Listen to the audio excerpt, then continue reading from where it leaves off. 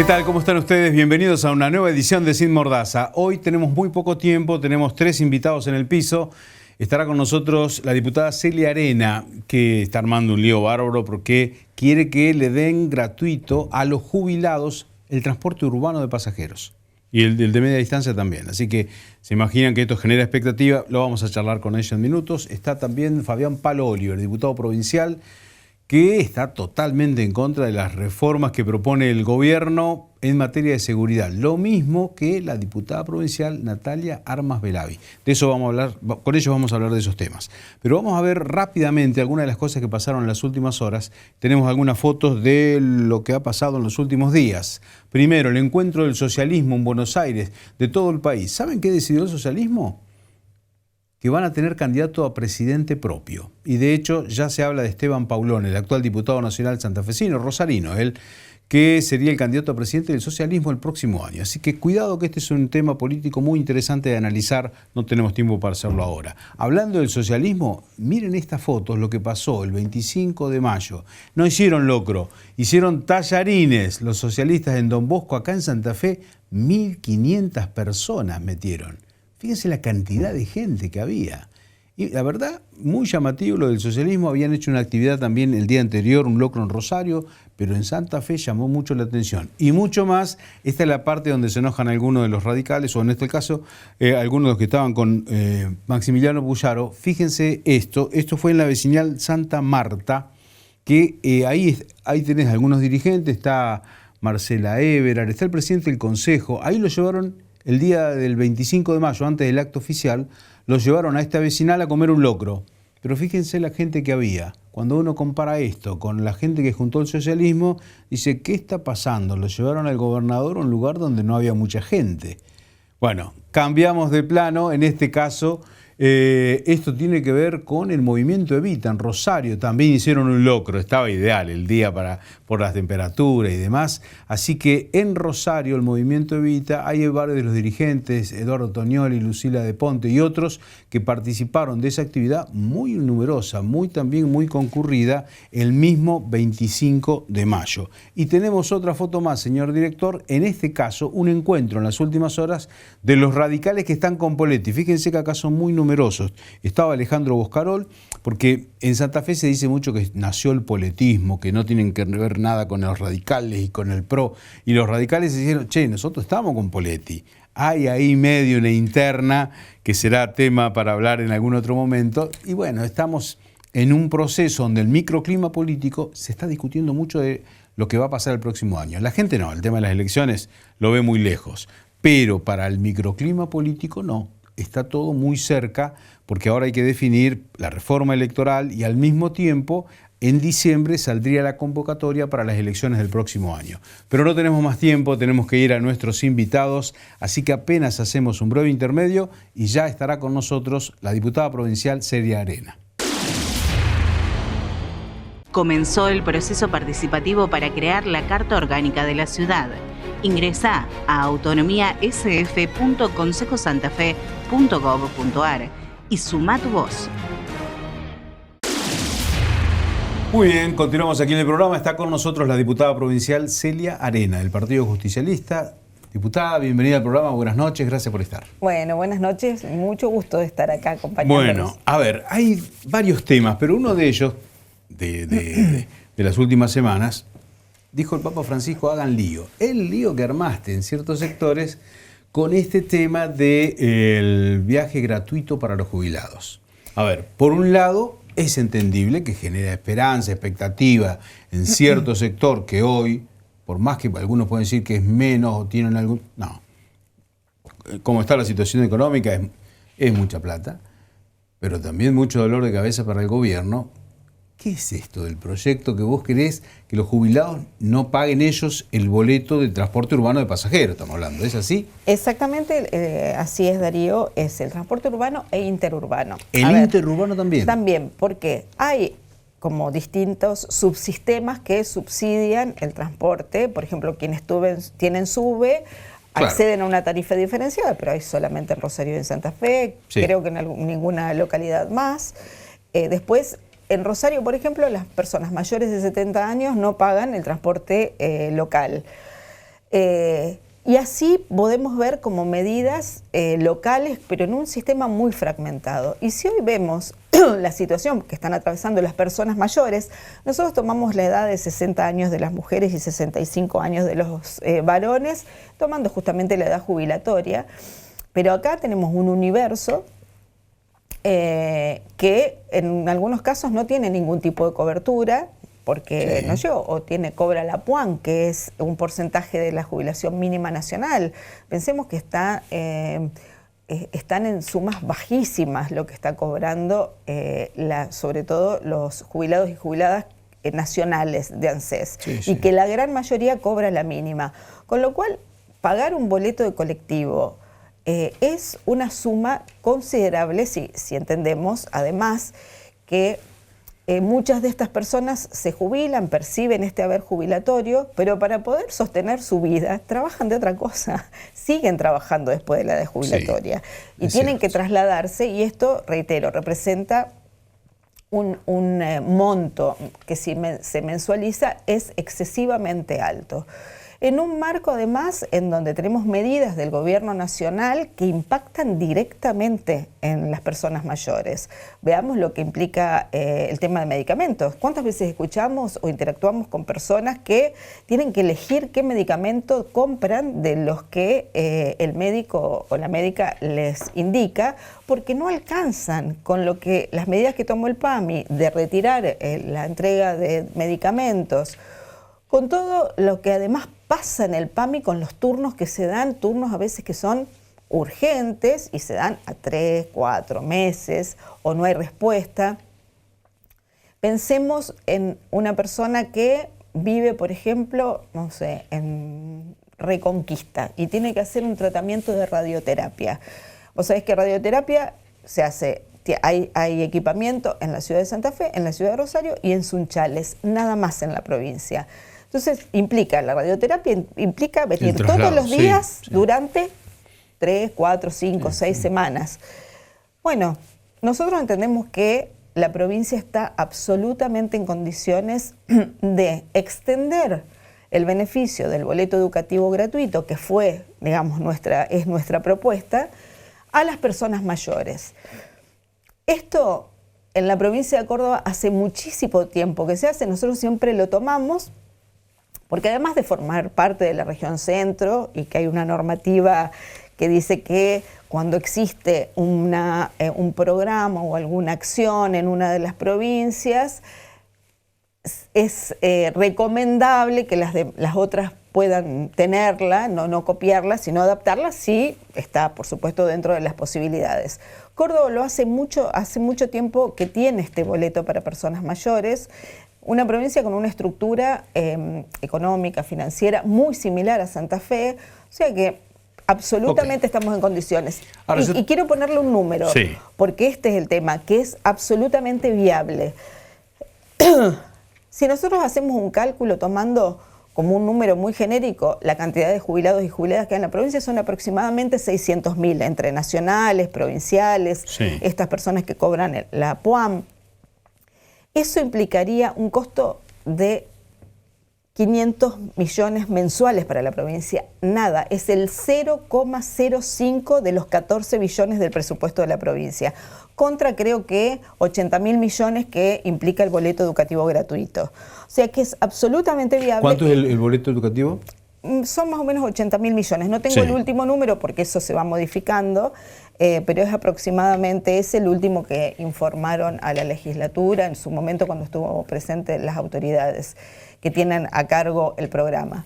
Nosotros pedimos que lo instrumente el Ejecutivo, porque tiene todo el know-how el Ejecutivo con la instrumentación del boleto educativo gratuito, porque esto, más allá del beneficio para las personas, requiere de un aparato administrativo, instrumentarlo, un sistema, y esto existe porque está en el boleto educativo gratuito y porque entendemos que también dentro de ese universo también se puede segmentar, porque hay personas que no usan el transporte público o hay personas que no necesitan este apoyo económico. Y quien tiene la responsabilidad de hacerlo porque tiene la información es el Poder Ejecutivo, así que estamos trabajando en eso. Ok, a ver, Naturalmente que esto forma parte de una decisión política, porque lo primero que uno dice, bueno, el boleto es gratuito para los jubilados, pero no es gratuito, alguien lo paga, en este caso la provincia.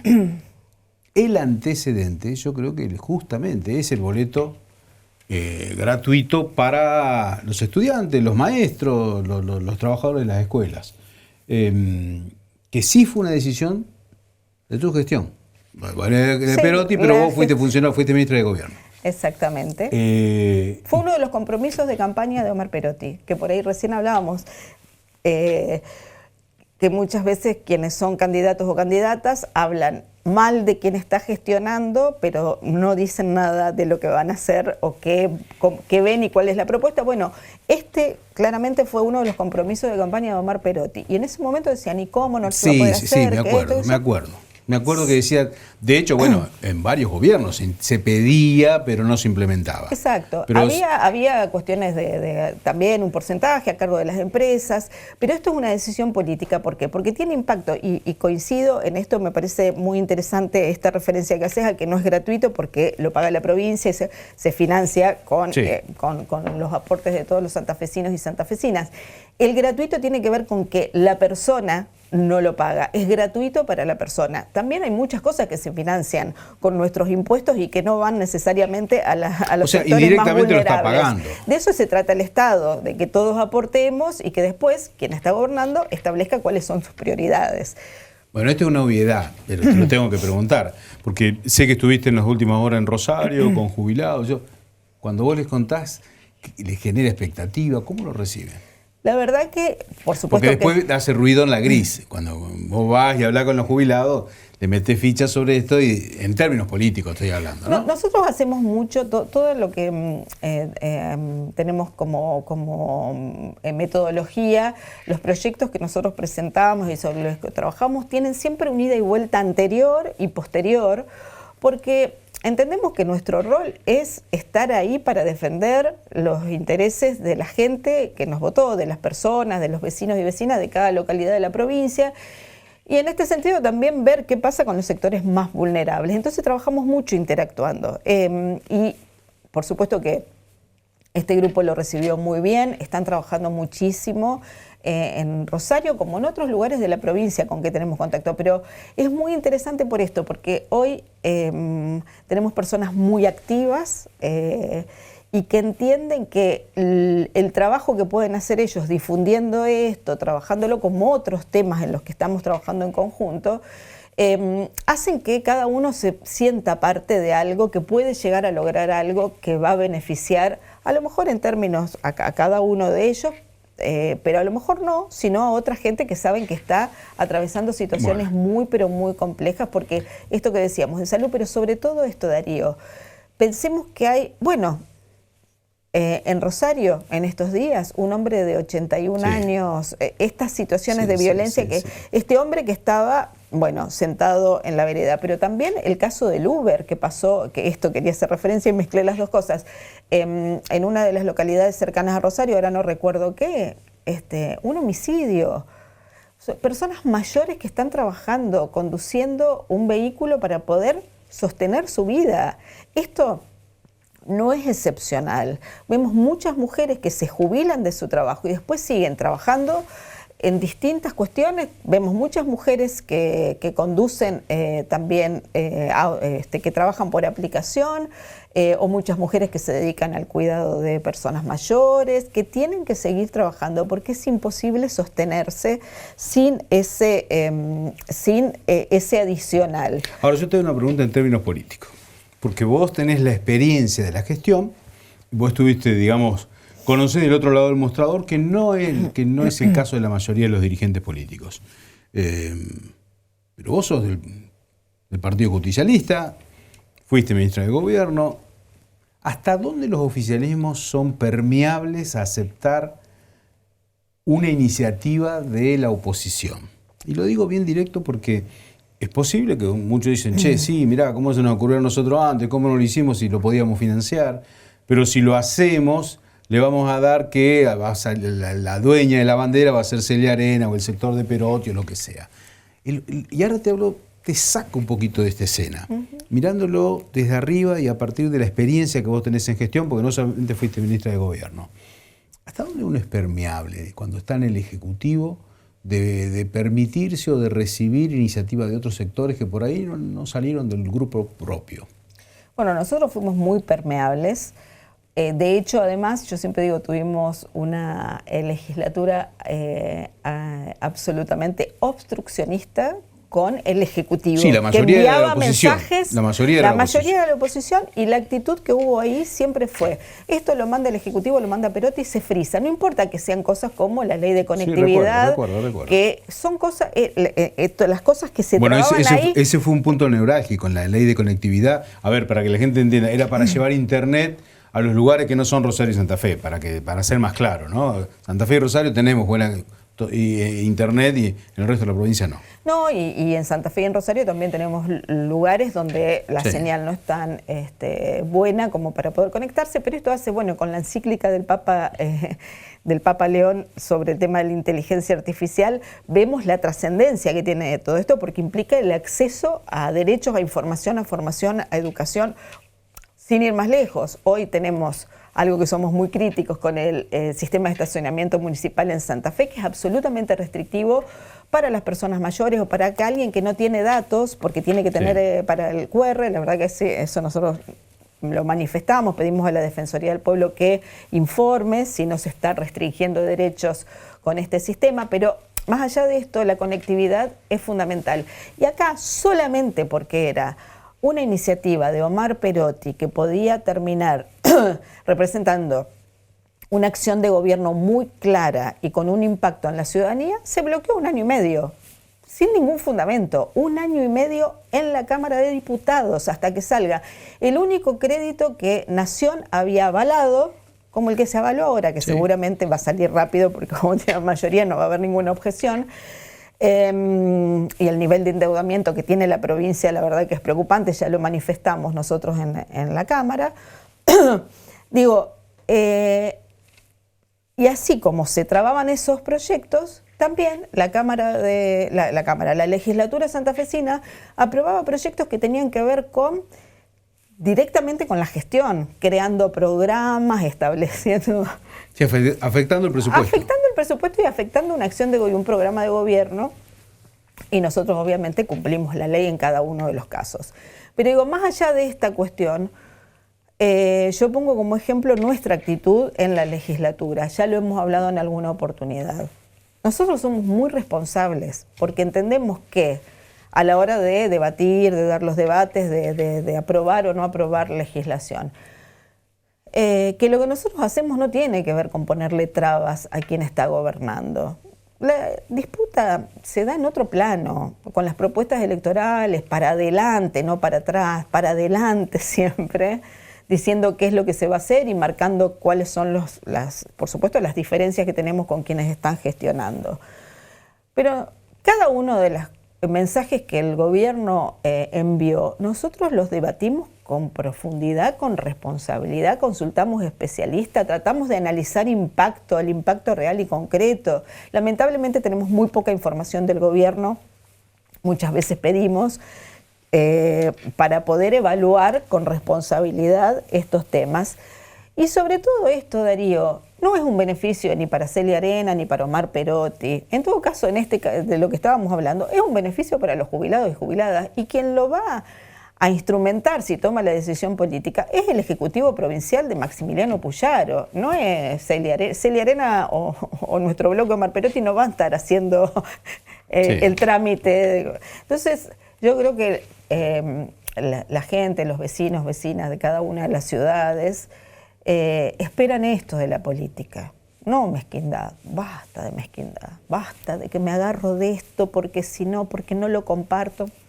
Cuanto más generosidad hay en este sentido de tomar las propuestas o las ideas, porque en eso, además, en este caso concreto, nosotros actuamos otra vez, con responsabilidad, con mucha sensatez. No presentamos un proyecto de ley diciendo cómo lo tienen que hacer. No presentamos un proyecto que podríamos tranquilamente, porque tenemos también el know-how y la experiencia del boleto educativo gratuito. Sí. Pero nosotros entendemos que la gente votó a Maximiliano Puyaro como gobernador y como titular del Ejecutivo, que designó a sus funcionarios y sus funcionarias que tienen que llevar adelante su programa de gobierno. Después la gente evaluará si está bien o está mal. Y son ellos quienes, reitero, tienen la información precisa para hacerlo con responsabilidad.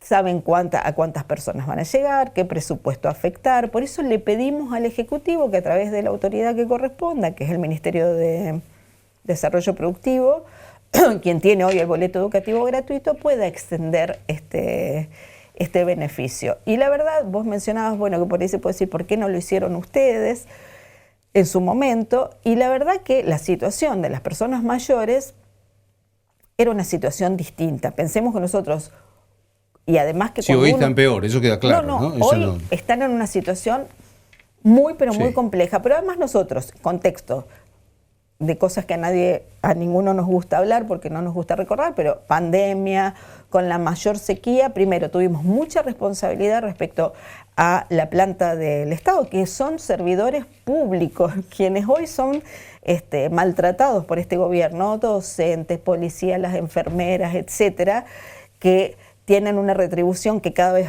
pierde más contra la inflación. En nuestra gestión, nunca la paritaria fue por detrás de la inflación, siempre fue por delante, tratando de mantener eso. No se aumentaron las tarifas de los servicios públicos más allá de la inflación.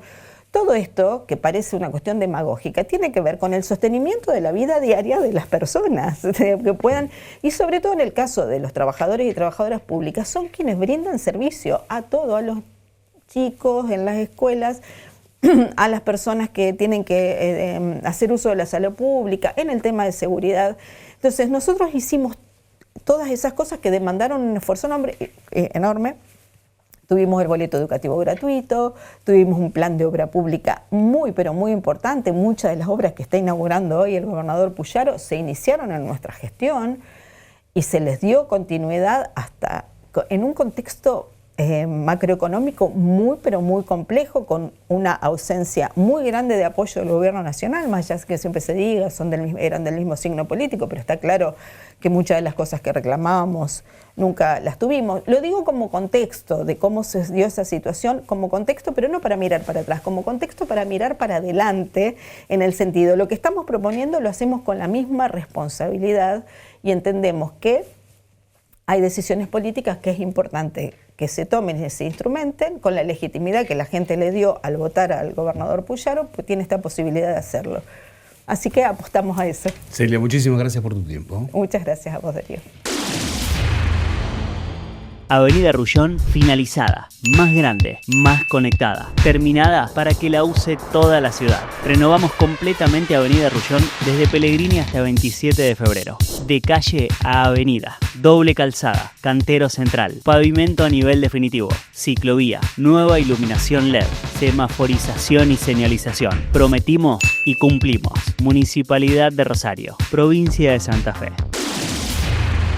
Muy bien, continuamos en el programa. Está con nosotros el diputado provincial Fabián Palo Oliver. Buenas noches, bienvenido al programa. Fabián, ¿cómo estás? Buenas noches, un gusto. Bueno, gracias, Darío. Hay 2 o 3 temas centrales que por estas horas son que tienen que ver primero con el proyecto que envió el Ejecutivo a la Cámara de Diputados por el tema de la reforma en materia de seguridad. Básicamente se habla específicamente de darle más poder al Ministerio Público de la Acusación, a los fiscales y a la policía. ¿Cuál es la mirada que tienen ustedes a partir de que ya entró esto en diputados? Bueno, creo que fuimos el primer bloque parlamentario que nos expresamos en contra de este paquete de medidas. Es un paquete de medidas que tiene más que ver con un Estado totalitario que con un Estado democrático. Totalitario. Sin duda que son medidas que se aplicaron inclusive alguna en dictadura, por eso digo que es tan reprochable. Después, legislativamente, escuché a Lucila de Ponti, quizás me perdí a alguien, pero a nadie más escuché manifestarse, y sí una fuerte oposición de los colegios, por lo menos el Colegio de Abogados de la Ciudad de Santa Fe, el Colegio de Abogados Penalista de Rosario, cátedras de la Universidad Nacional de Rosario, la Facultad de Abogacía, la Cátedra de Derecho Constitucional. Bueno, se ha manifestado en las últimas horas el Foro Permanente por los Derechos Humanos. De a poco se están haciendo sentir, por lo menos, o escuchar, no solamente voces disidentes, sino que hay una calificación muy contundente de que muchas de las medidas son inconstitucionales y que violentan derechos constitucionales, ¿no? ¿Cuáles son algunos de los puntos que más te llaman la atención con respecto al proyecto? Porque, a ver, primero, sí. Hay algunos temas que uno parecería que no resistiría un gran análisis, eso de quitarle el abogado defensor a alguien, o que la policía pueda hacer tomar una indagatoria, una declaración. Bueno, se violenta el debido proceso y el derecho de defensa cuando, por ejemplo, los fiscales por decreto en aquellos delitos que son excarcelables van a poder determinar una condena, sí. Se la van a comunicar a la persona condenada, va a tener 10 días esa persona para poder presentar una apelación. Sí, y obviamente que esa persona no se va a estar defendiendo de una imputación, se va a estar defendiendo de una condena. O sea, por donde se lo mire, a mí me parece un disparate, honestamente, y creo que la persona que lo escribió te da duda si realmente pasó por la Facultad de Derecho a estudiar leyes, porque realmente y entonces la pregunta para mí es el más grave. Y después, las facultades que se le da a la policía. Bueno, también está el tema del allanamiento, sin orden del juez. Las facultades que se le da a la policía para poder allanar, para poder tomar declaraciones en dependencia policial, eso tiene un solo nombre, que es el peligro de los apremios ilegales. Una persona que está detenida, cualquier imputación que se le haga o cualquier declaración, esa persona tiene que tener su abogado, salvo que la persona quiera declarar sin la presencia de un abogado. No, el Estado tiene que ponerle un abogado, si no la persona no puede pagarlo. Es inconstitucional, violenta el debido proceso, y después, bueno, deja abierta. Nosotros no tenemos confianza en la policía, y esto lo decimos con absoluta responsabilidad. Nosotros tenemos un gobernador y un ministro que empoderan a la policía de una forma falsa, porque en realidad vos, para empoderar a la policía, le tenés que pagar buenos sueldos, tenés que bajarle la carga horaria que tienen, que es un desmadre, la cantidad de horas que trabaja un policía, pero no darle el poder que significa, por ejemplo, violentar el propio sistema de acusación que existe en la provincia de Santa Fe. Desde el año 2014, mirá los años que llevó, en el 2006 se aprobó un nuevo sistema de persecución penal en la provincia de Santa Fe. En 2014 se puso en práctica. Vos tenés 3 estamentos con 3 funciones claras. La policía es auxiliar de la fiscalía, cumple en orden de los fiscales investigan, impulsan la investigación, la acusación, y los jueces son quienes condenan o no, de acuerdo al pedido del fiscal. Puede ser la misma condena, por abajo, por arriba, pero resuelve el juez. Ahora se le da a los fiscales la posibilidad de que puedan juzgar, vuelvo a repetir, sin un debido proceso. Sí, en ausencia. En ausencia, eso es mucho. A la policía se le da la posibilidad de tomar declaración o determinar un allanamiento. Vuelvo a repetir, no es la función de la policía. Ahora, yo tengo una pregunta política, más allá de lo técnico, porque vos sos un dirigente político que emanás política, porque además te dedicás a eso, lo has hecho toda tu vida, y me cuesta creer que el oficialismo, el gobernador, envíe un mensaje de este tipo sabiendo que va a haber un tamiz, que no se va a aprobar, como está, que es. De hecho, yo he escuchado voces contrarias dentro del propio Unidos, socialistas y radicales, que no dicen que esto no pasa. ¿Cuál podría ser el objetivo? Entonces, enviar un proyecto. Cumplirle a la policía. Yo creo que esto. ¿Cumplirle a la policía? Sí, yo creo que esto es parte del compromiso que tomó el gobierno para que se levante la manifestación policial de febrero. Sí. ¿Tiene que ver con eso? Yo estoy convencido que tiene que ver con porque eso. Obviamente el gobierno nunca lo va a reconocer. Naturalmente. El gobierno tiene una gran capacidad para comunicar y para vender cosas que no son, o vender humo, como se dice habitualmente, pero tiene que ver con eso, no tengas duda. Porque llama la atención, ¿no? Cuando vos decís, si no hay consenso entre los propios, sacarlo así a que se discuta públicamente también tiene un costo político. Una cosa, esa es una. Y la otra, pueden ser las dos, y la otra me parece que tiene que ver con digamos, la posición que ha tenido el gobierno en todo este tiempo de mano dura, de una visión muy punitivista de la seguridad. Le encantan parecerse a Bukele, a Toledo, y bueno, hay cosas que lo definen. Mira, cuando el gobierno, nosotros tuvimos una discusión interna dentro de un debate, no una discusión, con respecto a las inversiones que hace este gobierno. En cárceles. Sí, en cárceles. Que yo lo veo bien, obviamente que es mejor que se construya en escuela, pero la verdad que yo lo veo desde el punto de vista que las cárceles tienen que mejorar para que sean ámbito que por lo menos tengan mejores condiciones para que las personas privadas de su libertad el día que salgan lo hagan sin tanto odio y menos profesionales en el delito que en las condiciones que están hoy. En nuestra Constitución y por lo menos en los modelos de seguridad y de justicia democrática en el mundo, las cárceles son en buena medida para sacarte el mayor derecho que tiene un ciudadano, que es estar libre. Esa es el castigo es la privación de la libertad, pero debería salir en mejores condiciones y se tienen que cumplir ciertas condiciones dentro de las cárceles. Hoy las cárceles son inhabitables, están en un estado inhumano para que una persona esté detenida de la forma que está. El servicio penitenciario es una estructura absolutamente corrompida. Todo lo que pasa dentro de la cárcel es en conocimiento del propio servicio penitenciario. Y si dentro de las cárceles había hechos que después terminaban en delito, lo que comúnmente se dice en las órdenes se van adentro de la cárcel, es porque el Estado no hace lo que tiene que hacer. Bueno, necesitas modificar el Código Procesal para poder controlar mejor las cárceles. Lo que está claro que una cárcel no tiene que ser un lugar para que las personas detenidas se pudran.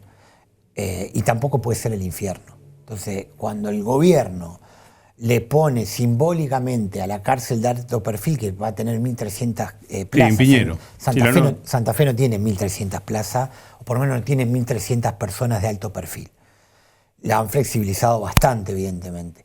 Pero ponerle el infierno yo creo que define a este gobierno. Y este gobierno se quiere parecer a Bukele porque hay un hartazgo muy grande de la gente, con razón, por los altos niveles de inseguridad. Entonces ahí también hay una contradicción. El gobierno te pide un paquete de medidas que tiene más que ver con el totalitarismo que con la democracia, después de mostrar números que los enorgullecen y que nosotros reconocemos.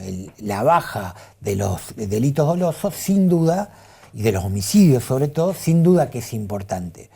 Pero todavía estamos por arriba de la media nacional, que esto nunca lo dice el gobierno, y hay otro tipo de delitos menores, si vos querés, que también significa pérdida de bienes, los arrebatos, las entraderas, que preocupan. Ahora, la respuesta a nosotros no solamente que nos preocupa, sino que lo señalamos, porque parece que para el gobierno, cuando te tiene que pedir algo que violenta las garantías constitucionales, te dice no podemos retroceder. Nadie le pide que retroceda. Lo que decimos es, si ustedes quieren avanzar con su plan de seguridad, háganlo, pero siempre dentro del marco de la ley y de la Constitución.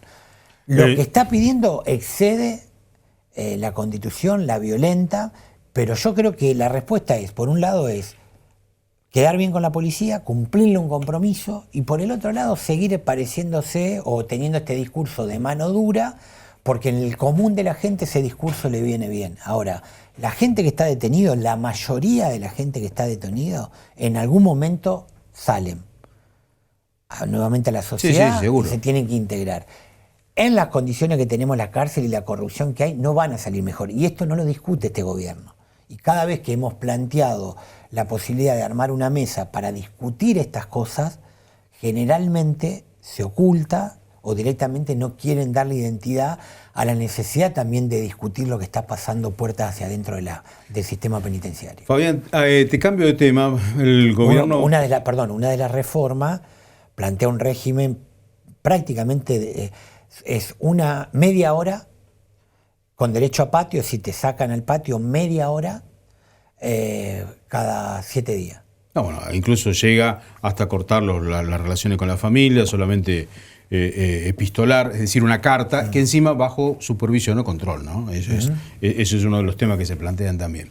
Pero te llevo al tema político, porque el gobierno tiene que definir ahora, están debatiendo entre ellos, el tema de la reforma electoral que lo obliga la Convención Constituyente, la nueva reforma que tenemos, entre otras cosas por la composición de la Cámara de Diputados. Y aparece el tema del piso electoral, hay un proyecto del PJ del Senado del 5%. ¿Cómo ven esto? ¿Ustedes le habían mandado una carta al gobernador para pedir una audiencia? ¿Qué pasó con eso? No hemos sido convocados. Yo creo que el problema es que todavía no sabemos cuál es la posición del gobierno, concretamente lo que sabemos, lo que escuchamos en los pasillos. Cuando eso pasa es porque la reforma que se está estudiando tiene más que ver con las necesidades de Unido y la elección del 2027. Vos cuando una norma electoral la moldás o la discutís de acuerdo a tus intereses, no va a ser una buena ley electoral de la provincia. Nosotros hay cosas que no entendemos que sean necesarias discutir. Por ejemplo, modificar el sistema de boleta única. Boleta de sistema única no solamente que tiene una gran aceptación en la ciudadanía, sino que la gente sabe cómo votar. Sabe cómo votar y lo más importante es que se respeta la voluntad del elector al 100%. O sea, ¿ustedes no están de acuerdo que vaya gobernador con diputado o intendente con concejales? No. Que se mantengan las 5 boletas en el caso del año que viene. Exacto, como están. Y si cuando vos preguntás, ¿por qué la quieren unir? La respuesta es concreta. Porque si el gobernador y el intendente tienen buena imagen, te arrastran a los concejales o te arrastran a la lista de diputados. Eso, la verdad, no es una respuesta para lo que debe ser un sistema electoral que debe garantizar igualdad de oportunidades. Hablan de que si no, se va a presentar 80 listas de diputados provinciales y que sería la forma... Eso para el piso, para subir el piso. Eso. No, pero también por el tema de los diputados, porque dicen, si tiene que presentar gobernador, la Constitución dice que también tiene que presentar 14 candidatos a senadores. Se complica mucho más el tema de la participación política. Sí, pero bueno, por eso decimos que, por un lado... se limita la participación se va a intentar limitar la participación de las minorías y la representación de las minorías, por un lado. Por el otro lado, nosotros estamos convencidos que la discusión del 5% es una discusión perdida, porque ahí se van a poner de acuerdo todos los partidos mayoritarios. ¿El 5 sobre el padrón? Sobre el padrón. Mirá, hoy es el 3 sobre el padrón. Las únicas 2 provincias en el país que tienen el 3 sobre el padrón es Jujuy y Santa Fe. Ciudad Autónoma de Buenos Aires tiene el 3% para distribuir, pero sobre el total de votos válido. Es decir, válido. Sí. Inclusive se descuentan los votos en blanco y los votos anulados, sobre los votos válidos. Otras provincias, el umbral para poder distribuir es las primarias. Si vos pasaste de las primarias con el 1,5 a la general, después entras en la distribución. No importa los votos que saques. Santa Fe en eso tiene una historia de tratar de limitar la representación de las voces minoritarias. Fíjate que con boleta única es la primera vez que ingresa a la legislatura de la provincia de Santa Fe partidos que no son los partidos tradicionales. Sí, es cierto. La primera vez. Después siempre fueron con los partidos más tradicionales. Y creo que ese 5% lo van a bancar socialistas, radicales, del PRO y el peronismo. Por eso digo que en eso es transversal y el objetivo... A ver, estamos hablando de un piso alto. Con el 5%... Necesitas 150.000 votos para sentarte a discutir si ingresás a la Cámara de Diputados. Sí. Nosotros sacamos 138.000 votos. O sea, quedarían excluidos hoy con ese porcentaje con de votos. Si ese con esa cantidad lo teníamos en el 2023, no hubiésemos ingresado. No hubiésemos ingresado seguro 5 diputados. Carlos del Frade, Balaguer, yo, Algarañá y Armas Velave. Claro. Porque ellos sacaron 128.000, 129.000 votos, ingresaron 2, nosotros ingresamos 3. Entonces, también se violenta con una trampita el propio sistema que está establecido en la Constitución, que es el sistema proporcional. Porque antes de la reforma, o sea, del 62 hasta ahora, quien ganaba se llevaba 28, lo que se llama mayoría automática, ahora es sistema proporcional. Entonces, ¿qué hace? Suben el piso para que los partidos mayoritarios puedan acrecentar mayor cantidad de diputados. Mirá, con la elección de convencionales, del Hay año un pasado. porcentaje muy bajo de votantes. Muy bajo. Muy bajo. Pero bueno, pero ahí Puyaro sacó el 32%. Sí. De los que fueron a votar. De los que fueron a votar. Del padrón el 16%. Ahí está, ese es el dato, del ¿viste? padrón. Te piden el padrón para sí. distribuir, pero después te dice, sacamos el 32, no, sacaste el 16. Si vos para diputado pedís que tiene que ser sobre el total, nosotros el cálculo hay que hacerlo sobre el total del padrón. Y sobre el total de habitantes debe estar en el 9-10%. Entonces, pero bueno, vuelvo a eso, porque si no parece una chicana, pero es una realidad, ¿viste? Te miden el total del padrón y después te dicen total cantidad, porcentaje, pero sobre lo que votaron, no sobre el padrón. Pero bueno, pero más allá de eso, lo que sí yo tengo claro, por lo menos, es que no puede haber una trampa de esa naturaleza. A ver, si en la reforma quedó establecido que es por sistema proporcional, hay que respetar eso. Y la legislatura y la Cámara de Diputados, lo peor que puede haber son los sistemas de mayoría automática. Y quedó demostrado desde un lado del mostrador y del otro lado del mostrador. Perotti tuvo la minoría en la Cámara de Diputados y lo padeció. Lo padeció porque la oposición del Frente, del Frente Progresista y después Unida fue feroz. Fue feroz. Muchas cosas de lo que dice Perotti es cierto que no se discutían en la legislatura.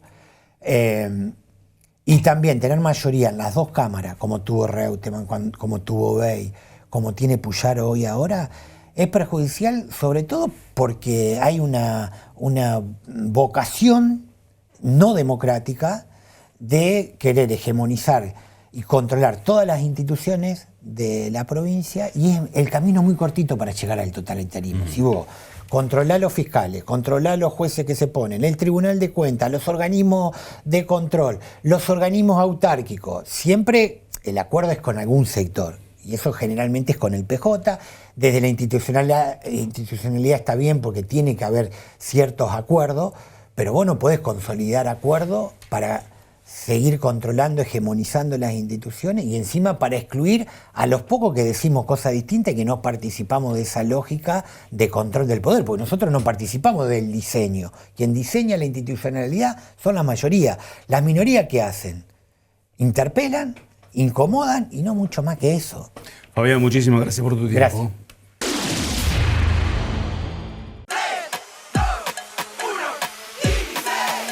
Son solo 6 pasitos. A la suerte hay que ayudarla. Con el Kini estás a 6 pasos de tus sueños. ¿Qué esperás para cumplirlos? 6, 5, 4, 3, 2, 1, Kini 6. Sin Mordaza, periodismo independiente. Sin Mordaza, el periódico con mayor penetración en la provincia de Santa Fe. Sin Mordaza, el poder de la gente. Muy bien, continuamos aquí en el programa. Está con nosotros la diputada provincial Natalia Armas Belavi, que es del bloque Vida y Familia, y es un gusto tenerla aquí con nosotros. Buenas noches, diputada, bienvenida al programa. Muchas gracias, Darío. Para mí siempre es un gusto poder acompañarlos. A ver, hay 2 o 3 temas que me parecen centrales por estas horas. Uno que naturalmente genera muchas preguntas, intranquilidad, que por ahí la gente tampoco está tan al tanto, pero que en el microclima están haciendo mucho ruido, que tiene que ver con las reformas a partir del proyecto que envió el Ejecutivo a la Cámara de Diputados para tratar naturalmente primero en la Comisión de Seguridad, relacionado a estas reformas que le otorgarían supuestamente más poder a la policía y al Ministerio Público de la Acusación. Y entonces ha generado un debate. ¿Cuál es tu opinión? ¿Cómo ves lo que en torno a esta presentación y al proyecto del Ejecutivo? Mira, en primer lugar, y no es con la intención de corregirte, sino para demostrarte dónde está el camino, este proyecto de reformas fue girado solamente en la Comisión de Constitucionales. Sí. Pero vamos a pedir que por lo menos Educación la vea, aunque sea en una conjunta, y Derechos y Garantías, también es otra comisión que por lo menos debería dar su visto bueno en este proyecto de reformas. Ahora, más allá de eso, lo que ingresamos en la última sesión que hubo fue un pedido para formar una mesa de diálogo con distintas especialistas en la materia, magistrados, jueces, el MPA, el Ministerio Público de la Defensa, Colegio de Abogados desde el Instituto de Derecho Penal y el Derecho Constitucional, inclusive con personas dentro de las fuerzas de seguridad, que son el policía que primero va a llevar adelante estas medidas, para que no sea un mero proyecto del Ejecutivo que se vota con los votos del oficialismo, tenemos la mayoría y se avanza en este sentido, porque hemos escuchado voces de estos actores que por lo menos plantean en algunos artículos que luego pueden ser sometidos al rigor de la inconstitucionalidad o que realmente uno dice en el poder extra que se le está dando a los fiscales y se está desplazando, pareciera, la figura del juez, y por lo menos va a traer cuestionamientos. Entonces, conversémoslo. En términos políticos, el gobierno de Puyaro hoy tiene los números para sacarlo en diputados y en senadores. Sale por mayoría simple, le sobran votos. Con respecto a la aplicación, ¿qué te llama la atención? ¿O cuáles son algunos de los puntos que vos decís, esto merece un tratamiento o un estudio diferente del tema? Sí, como vos bien lo decís, y lo mostraron en las últimas leyes, los votos los tienen y se puede avanzar, pero yo creo que dentro del mismo oficialismo ahí donde está la incongruencia y se puede empezar a dialogar, ¿no? Los artículos que más resuenan es, por un lado, estos artículos que tienen que ver como este mayor poder al fiscal que te decía, la posibilidad de que en delitos menores un fiscal pueda hacer allanamientos sin la orden judicial, y mencionan en el proyecto que es porque los tiempos judiciales hoy son muy largos. Bueno, veamos cómo trabajar en los tiempos judiciales y no en darle esta libertad o esta potestad al fiscal. El hecho de que el fiscal pueda condenar por decreto, aunque después necesite la homologación de un juez, ¿no? Pero ¿qué complicaciones va a haber en un juez donde le llega ya una condena por parte de un fiscal y que diga, no, bueno, seguramente un juez podrá refutarla, pero dejarlo en segundo lugar como que la firma tuya solo homologa, es demasiado poder para un fiscal que tampoco corresponde hoy. O en que el fiscal pueda determinar en penas menores también esto de no salir del país, mantener la distancia, sin un proceso judicial acorde para cualquier persona, cualquier imputado. En realidad, el sistema hoy como está hecho es para proteger al que no hizo la macana, digamos, no me está saliendo el término, pero quiere decir, al que es inocente. Claro, el sistema hoy está hecho para proteger al inocente. Con estas medidas posiblemente se lo desampara al inocente, que es todo lo contrario a lo que hoy el sistema penal propone. Otro de los puntos que nos preocupa es el hecho de que el policía puede interrogar a un acusado sin la necesidad del abogado defensor. Este es uno de los temas por ahí tal vez más controvertidos de todos, porque estaría incluso tal vez violando algunas garantías constitucionales. Totalmente, ¿no? Y es una reforma que se hizo hace no muchos años, 2014, cambio, y justamente para proteger y salir de la época de el abuso policial que hubo, el inculpar a cualquiera a raíz de cualquier cosa que pueda haber dicho en el momento de desesperación que te agarra la policía y te presiona para que digas algo. Entonces, en esto de proteger al inocente o al que no termina siendo imputado, no termina siendo culpable, esta reforma que proponen viene, como vos bien lo decías, a quitar el derecho o la garantía que tiene cualquier ciudadano de pie en la provincia de Santa Fe cuando lo llame un policía dentro de un conflicto y le diga, bueno, a ver, ¿qué me querés decir? ¿Qué querés presionar? Y te impulsa a decir cosas que quizás te autoincrimines sin saberlo porque no tenés las herramientas para defenderte. Bueno, hoy la figura del abogado que te protege, o voy a esperar a mi abogado y voy a hablar, es una protección para el ciudadano de pie. Este proyecto de reforma viene a derrumbarla del todo. Hay una parte donde habla acerca del espionaje digital, el electrónico, como una herramienta más de inteligencia. Supuestamente es una de las consecuencias de lo que pasó en la Escuela Normal de San Cristóbal. Y a partir de ese episodio, lo que ellos ven como una necesidad de empezar a trabajar sobre el contenido de las personas en las redes sociales. ¿Cuál es la mirada sobre eso? Mira, en algún punto las redes sociales hay que trabajarlo porque hoy la libertad o el exceso de libertad que hay en las redes sociales puede llegar a ser perjudicial. Ahora, si uno piensa en las redes sociales como redes personales, también hay que ver cuánta incumbencia va a tener el Estado en lo que es la normativa personal de la persona. Ahí es donde va a haber la línea, es muy delgada, digamos, más allá de que sí, por supuesto, las grandes organizaciones que se mueven dentro de las redes sociales son a donde debemos echar el foco y controlar en el sentido de acompañar o legislar protegiendo a las infancias que son las más expuestas hoy en el contexto de las redes sociales. En el último encuentro que tuvimos con la fiscal Branicic, una de las cosas que mencionó ella era eso también del control de las grandes redes sociales que se estaba dando en otros países. Digo, bueno, podríamos pensarlo en algún modo la normativa siempre y cuando no terminemos en el exceso del ingreso o en el espionaje que puede ser sin sentido y puede ser perjudicial también cuando hablamos de que es cuestiones personales, ¿no? Hoy, como está este proyecto, vos no lo aprobás, no acompañás. A libre cerrado no, por supuesto que no. Hay muchas cosas para modificar, pero lo que queremos siempre es, uno, la posibilidad de diálogo, y con la posibilidad de diálogo me refiero de escucha cierta, y no de decir, bueno, nos juntamos, conversamos, pero avanzamos como queremos, sino que realmente, y más allá de mi persona, que no tengo la mayor expertise en estas áreas, escuchar, como decíamos al principio, a los grandes expertos catedráticos del tema también que Ahora, pueden pero hay mejorarlo. algo como para que eso ocurra. A ver, cuando se toca el Código Procesal Penal o cuando se tocan temas tan delicados, la lógica es, primero, no todo el mundo tiene que ser especialista en el tema, sí, o en derecho penal o lo que sea. Y es lógico que uno escuche a los asesores o sobre todo a la gente que está trabajando en este tema. ¿Hay marco político como para abrir, que se dé esa apertura, convocar a los sectores involucrados? Mira, la lógica la lleva puesta, yo digo, en una de las últimas declaraciones del ministro de Seguridad al respecto, dijo, esto es lo que nosotros presentamos, y sí, tengo amigos que me han hablado por el tema, y esos amigos pueden ser grandes expertos en el tema. Entonces, minimizarlo diciendo, tengo amigos que han opinado, pero bueno, el ministerio va en este sentido, el gobernador va en este sentido, pareciera que cierran las puertas al diálogo. Ahora, sería una necedad pura o una mezquindad pura para la sociedad santafesina que este proyecto que ingresamos de comunicación de que se establezca la mesa de diálogo no se termina haciendo. Pero vuelvo a decir, la mesa de diálogo tiene que ser con una apertura de la escucha, no para que sea una puesta en escena más de decir, bueno, hicimos audiencias, convocamos, escuchamos, pero avanzamos en nuestro sentido. Pensarlo con reformas reales, ¿no? La vocera del gobierno de la provincia, Virginia Coudanes, dijo hace pocos días que todos aquellos que estaban en contra de esto eran los mismos que estaban en contra de que el narcomenudeo pase a la provincia, y también desvalorizó las opiniones contrarias. ¿Cómo lo tomás? Dijo algo de personas que no están informadas, no supieron leerlo, o sea, desprestigiando,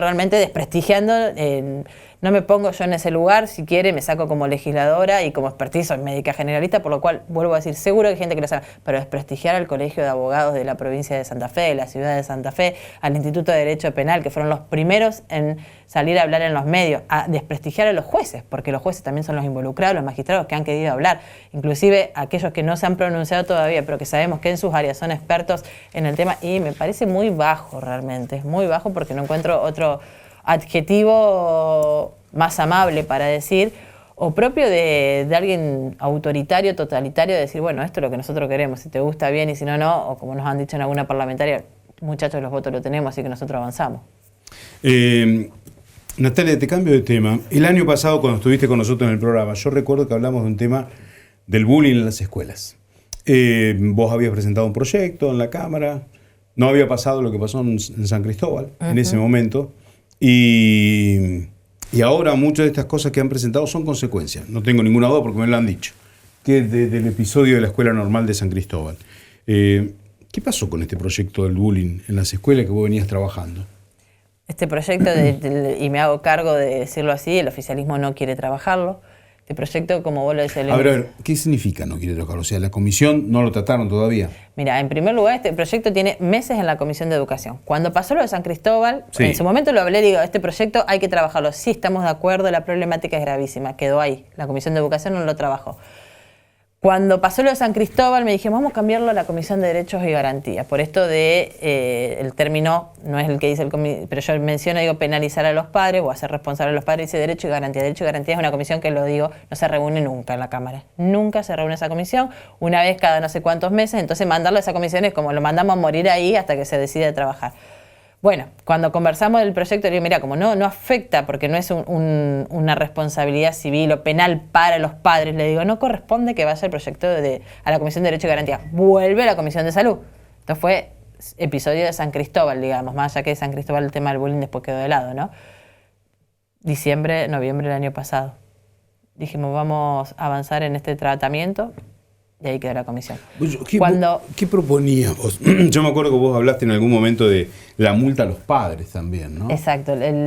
Cuando la Comisión de Educación mermó un poco los proyectos, se había hablado de San Cristóbal y ya como que quedó ahí hasta que se trate una ley de salud como proyecto madre. Digo, o sea, era el siguiente que venía en camino. Que cuando yo digo, vamos a trabajar dale, fantástico.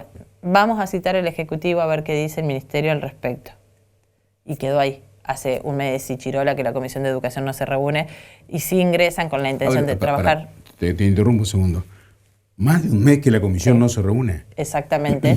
Es más, en la última sesión hubo un intento de sacar sobre tablas un proyecto de ley que debería ir a educación. Entonces le digo, pucha, ¿por qué no nos reunimos? Que de hecho hacía cargo a toda la Comisión de Educación de un rotar por la provincia. Le digo, ¿por qué no trabajamos en la comisión? Reunámonos como comisión y trabajémoslo a este proyecto. quedó ahí porque la oposición dijimos no lo vamos a sacar sobre tabla y quedó ahí para la próxima reunión de comisión. Si nos citarán la semana que viene, no lo sabemos todavía, pero cuando la comisión frenó con esto de vamos por la ley de educación y no trabajemos bullying, no trabajemos otras cosas importantes, la comisión se dejó de reunir, lamentablemente, y estamos ahí a la espera, porque aparte lo próximo era que nos íbamos a reunir con el Ejecutivo, que nunca apareció. Porque el Ejecutivo, el jueves día de sesión es complicado, el Ejecutivo no podía un miércoles y parece que los diputados que no son de Santa Fe no van a venir a Santa Fe un día que no sea el propio de las comisiones. La verdad que para mí es tristísimo. Porque disculpame que te vuelva a interrumpir, pero te escucho, me llama la atención, vos decís que Derecho y Garantía no se reúne, que la Comisión de Seguridad hace más de un mes, de Educación hace más de un mes que no se reúnen, que muchos diputados, si no hay sesión, no quieren venir a la capital de la provincia. ¿Qué piensas del trabajo de las comisiones? ¿Cuántas comisiones integrás vos? 4 comisiones permanentes y una de las, no me sale el nombre, pero es transitoria, digamos, no permanente, llamémosle. Sí. 4 comisiones. Yo creo que, como en este proyecto puntual de bullying o en otras situaciones, los legisladores están muy alejados, en general hablo, porque hay particularidades obviamente distintas, muy alejados de la realidad de la problemática de la sociedad santafesina. El proyecto de bullying, vuelvo al principio de tu pregunta. Hoy, con cualquier persona que hablas, lamentablemente te cuenta algún episodio de bullying cercano de sus hijos o malestar escolar, digamos. Entonces, que estos proyectos que pueden llegar a ayudar a la sociedad santafesina, donde vemos que nuestros niños son tan cascoteados por la información, por el avance y por lo que hay, y que necesitamos acompañarlos, que no se trabajen, para mí es estar alejado de la realidad santafesina. Salud mental. Salud mental se ingresó en la última sesión, un proyecto de otros diputados, era... Si no me equivoco, era Palo Oliver o Rabia. Sí, estaban trabajando esa temática. No eran de mi bloque en particular. Y dijimos, vamos a avanzar en esto porque el índice de suicidio está aumentando en la provincia. Ya estamos en una epidemia. Hemos hablado miles de veces y la respuesta fue que lo vea la comisión. Digo, la comisión ya se reunió. En aquella oportunidad, cuando tantos proyectos teníamos, nos reunimos con el Ejecutivo. Ya escuchamos al Ejecutivo. Avancemos en el tratamiento de las leyes porque hay que diferenciar el Ejecutivo de lo que es el Legislativo. No puede ser que el Legislativo para trabajar tenga que depender de lo que dice el Ejecutivo. Estamos totalmente inmiscuyéndonos en otros poderes que no nos corresponden, porque, como digo siempre, los bloques opositores también somos parte de la sociedad que está representada ahí adentro. La democracia hace que un bloque represente más, otro represente menos, pero todos representamos una porción de la sociedad. Entonces, que no se trabaje lo que el Ejecutivo no quiere, que devenga en sus diputados oficialistas. O sea, toda la oposición no tiene la potestad para hablar y es una parte de la sociedad que nos está escuchando. Es una parte de la sociedad que nos está escuchando, no, se deja de lado, y problemáticas puntuales como esta que te decía, la del acoso escolar, que va más allá de las banderas políticas, es una necesidad para la sociedad santafesina. Natalia, muchísimas gracias por tu tiempo. Gracias a vos.